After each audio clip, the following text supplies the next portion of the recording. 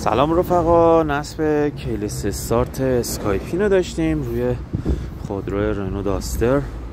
تست استارت در راه دور.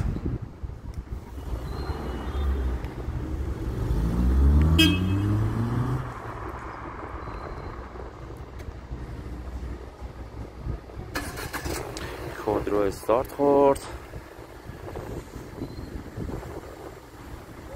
آلارم باز شدن با نزدیک شدن به ماشین در خودرو باز میشه.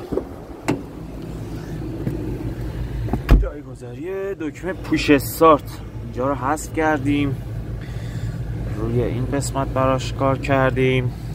خودرو رنو داستره، مانیتور هم براشون نصب کردیم. درخواست خودشون هم با این مدل ریموت بود. فروشگاه محسن سیستم، با تشکر.